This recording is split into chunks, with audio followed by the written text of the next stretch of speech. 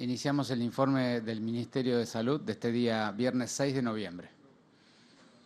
Hasta el día de hoy hemos confirmado 149.442 casos totales en la ciudad, de los cuales se han recuperado 126.118. Lamentablemente han fallecido 5.285 personas, lo que hace una tasa de letalidad para la ciudad de Buenos Aires de 3.5%. Aquí tienen la forma y la distribución de la curva de casos nuevos por cada día, siempre ordenados por el día del hisopado.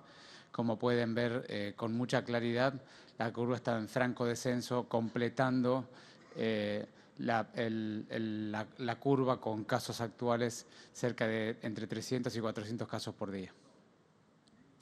El mismo dato se ve de esta manera, calculando la media móvil de los últimos 7 días y como podrán ver desde el 1 de septiembre hasta esta parte, los casos día a día van descendiendo, siempre de manera lenta pero bien sistemática y clara. Y como les mostraba, al final de la curva estamos entre 300 y 400 casos de promedio de los últimos 7 días en cada día de los últimos días.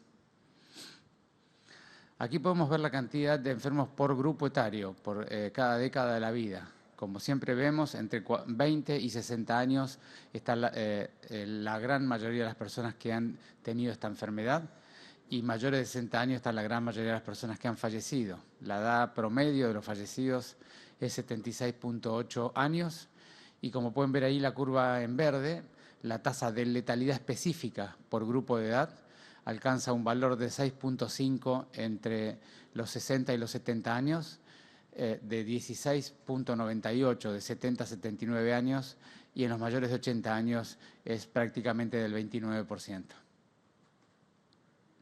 Hasta el día de hoy hemos alcanzado la realización de 709.219 personas que han sido testeadas con PCR. Las PCR son más, pero son las personas testeadas, de los cuales el 59.2% se han realizado a ciudadanos porteños, el resto a bonaerenses.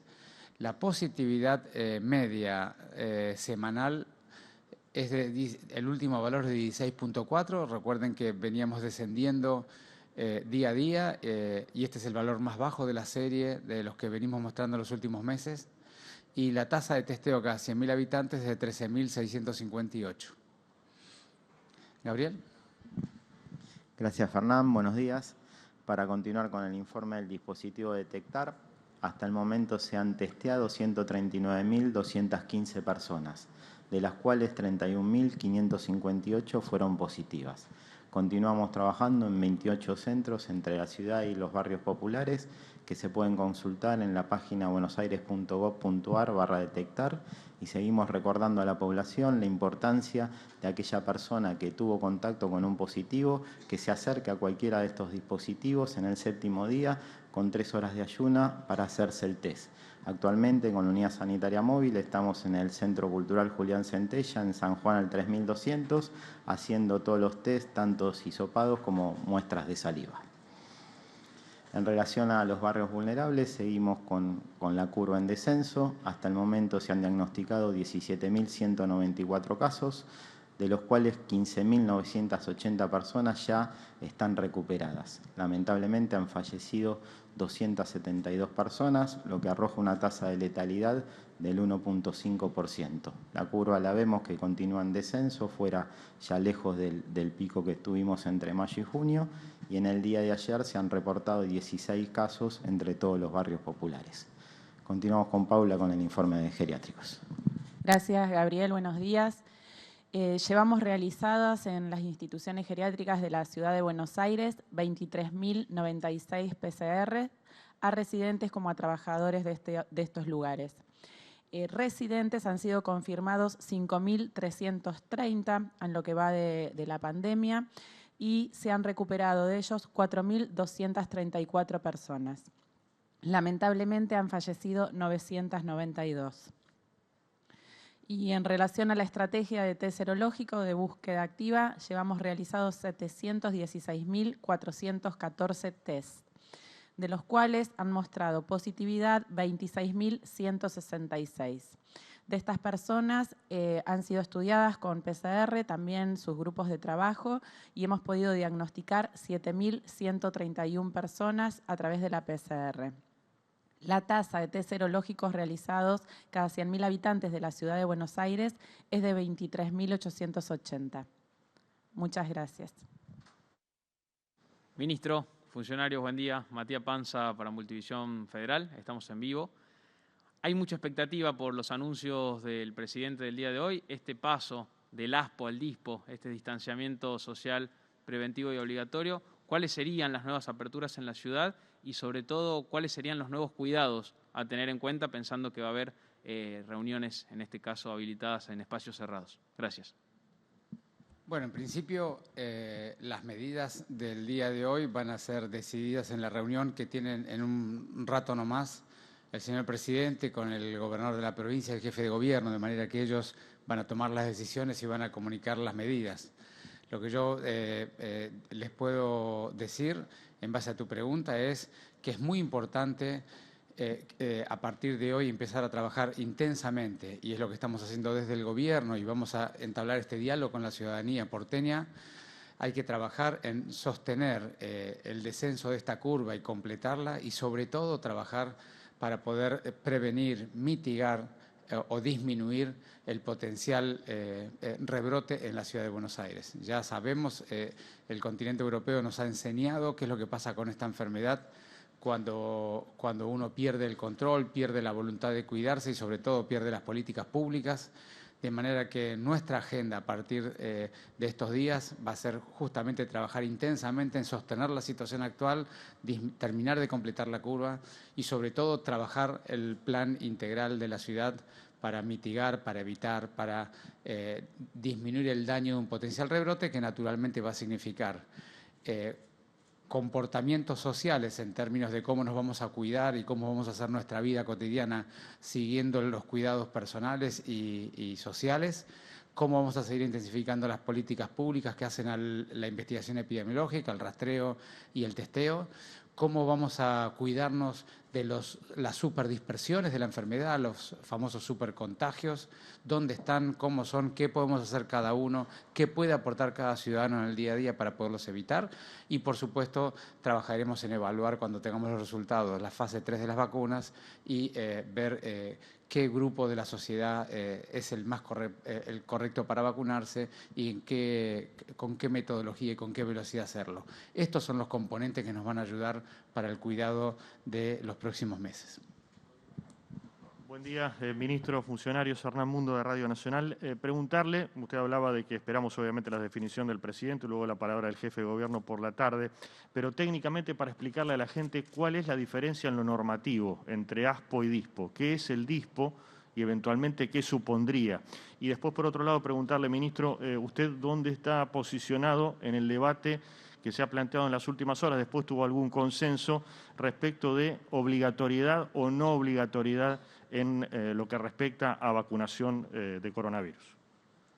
A los fines prácticos para la ciudadanía, para no hacer de esto una descripción técnica solamente teórica, en la ciudad, digamos, el aislamiento significa el tener que solicitar permiso para un conjunto de actividades y de acciones de la ciudadanía en la ciudad de Buenos Aires, permisos que ya han sido dados en la enorme mayoría, de manera que el pasaje a DISPO, que es el distanciamiento, a los fines prácticos no va a significar grandes cambios para la ciudadanía. Lo que es importante que van a decidir hoy es cuáles son los agregados a las actividades sociales, culturales, económicas y personales que vamos a tener en este periodo. Esa va a ser la diferencia y seguramente el presidente, el gobernador y el jefe de gobierno lo comunicarán a lo largo del día de hoy. Y luego me habías preguntado... ese es un tema, digamos, el calendario de vacunación es un calendario que gobierna y administra el Ministerio de Salud de la Nación. De manera que nosotros, con una mirada de todo el territorio nacional y con una mirada de la situación epidemiológica global.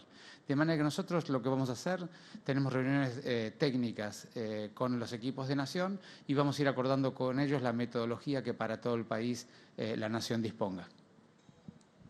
Buen día, ministro, funcionarios. Ariel Rodríguez de Cadena 3. Hablando siempre en terreno hipotético, porque aún todavía no está claro o no se ha anunciado lo que todo el mundo dice que se va a anunciar, pero sí me interesa su visión respecto de qué es lo que va a pasar o qué es lo que debería pasar según su recomendación con este cambio de estatus sanitario, si se concreta, con el transporte público. Usted sabe que el área metropolitana tiene particularidades que son exclusivas de esta zona del país y que no se dan en otra zona por volumen y justamente por ser interjurisdiccional. ¿Qué debería o qué va a pasar con el transporte público a partir del cambio de estatus si se concreta? Bueno, es muy importante ese punto que vos traes al debate y vuelvo a insistir en el concepto. Nosotros tenemos que trabajar a partir de ahora en evitar los supercontagios. ¿Qué es un supercontagio? A diferencia del contagio habitual, que suele ocurrir que uno con algún conviviente o con una persona muy vinculada, por estar mucho tiempo cerca de él, lo termina contagiando y uno contagia a una persona, los supercontagios son aquellas situaciones donde, dado que el lugar es relativamente cerrado, de poco volumen de aire, mal ventilado, hay mucha gente y se está bastante tiempo dentro de él, en esos lugares, si hubiera algún enfermo, potencialmente podría generar una nube de aire que contenga el virus y por lo tanto se mueva mucho más allá del 1,5 metros que siempre hablamos. Y entonces toda persona que respire ese aire que está contaminado con el virus potencialmente se puede enfermar y en consecuencia una persona enferma dentro de un lugar muy cerrado donde están mucho tiempo podría contagiar con potencialidad 10, 20, 30, 50 o 70 personas al mismo tiempo. A eso se llama supercontagio. Son los lugares cerrados, mal ventilados, donde hay muchos, algunos de ellos potencialmente enfermos, y están mucho tiempo de manera que se contamina el aire que todos respiran. El transporte público a veces tiene esta condición, a veces no. Es muy variable según hablemos de colectivos, tren y subte, de la antigüedad del equipamiento, del nivel de ventilación externa que tenga. De manera que la Secretaría de Transporte de la ciudad, con Nación y con provincia, están trabajando en todos los protocolos de cómo poder ir ampliando lenta y paulatinamente, con mucha prudencia y dependiendo de los tipos de equipamientos que tienen para el transporte, cómo pueden ir ampliando la posibilidad de transportar gente, siempre por arriba de la tierra, es decir, fuera del subte es más seguro que en el subterráneo, así que se va a trabajar primero en esas modalidades y se irá ampliando lentamente para ir dando un mejor servicio a la gente, pero decididamente ese es un lugar que tenemos que tener mucho cuidado. Buen día, ministro. Mercedes Ninzi, de Radio Mitre. Quisiera saber cuál es la propuesta que le va a llevar hoy el jefe de gobierno Rodríguez Larreta al presidente Alberto Fernández. Entre una de las cosas que se decía es que se podría llegar a autorizar las reuniones sociales en lugares cerrados. Quisiera saber cuál sería el cupo de personas, tanto en una casa de familia o no sé si en un salón de fiestas o en donde sea. Eso por un lado. Y por otro lado quería saber qué va a pasar con los cines y los teatros. Gracias, Mercedes. Bueno, lo primero de todo es, nosotros seguimos insistiendo que tenemos que ir habituándonos, sobre todo en esta época del año donde el clima nos acompaña tanto, tenemos que seguir insistiendo en hacer la mayoría de los encuentros sociales que no sean con los propios convivientes, obviamente. La mayoría de los encuentros sociales en el espacio abierto. Entonces, lo que nosotros vamos a insistir especialmente en este periodo es en liberar los espacios privados, pero abiertos, que pudiera haber encuentros familiares y sociales, que de hecho hay gente hoy que ya no lo puede dejar de hacer y lo está realizando, invitarlos a hacerlos en el espacio público, como lo venimos invitando hace mucho tiempo, invitando a hacerlo en los bares, en los lugares del espacio abierto para que puedan estar lo más posible allí, y si necesitan hacerlo en los domicilios, aquellos que tengan lugares abiertos, como puede ser un balcón, un patio, un lugar común en el edificio, pero siempre insistiendo en que lo hagan preferentemente en, así todo sea el lugar privado, que es lo que Mercedes pregunta, pero que lo hagan en lugares abiertos. Y si por algún motivo alguien tiene que hacerlo en un lugar cerrado porque no tiene otra alternativa, porque no tiene lugar abierto, le pedimos encarecidamente que abra de par en par todas las ventanas del lugar y si potencialmente, y es suficientemente seguro, abra también la puerta para que corra el aire. Es muy importante el recambio externo de aire en lugares donde hay personas que no conviven, por esta cuestión que yo les hablaba de la toxicidad o la contaminación del aire. En el mismo sentido estamos trabajando con los teatros. Hemos estado hace 2 semanas trabajando con ellos, evaluando teatro por teatro las condiciones de lo que yo acabo de decir, el volumen de aire que tiene cada teatro, la cantidad de renovación de aire que pueden hacer en una hora. Les pedimos que hagan al menos 10 veces la renovación completa del aire en el interior.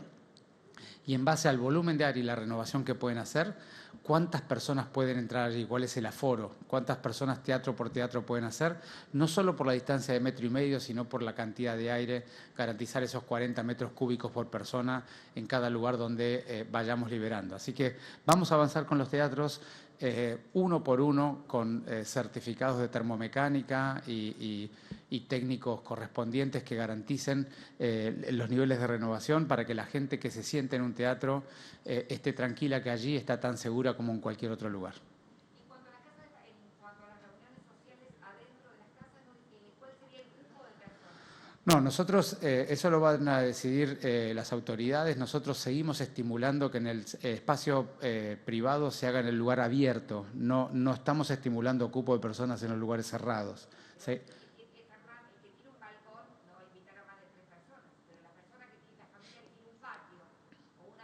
Ah, pero estás hablando de lugares abiertos, entonces, está bien, no cerrados.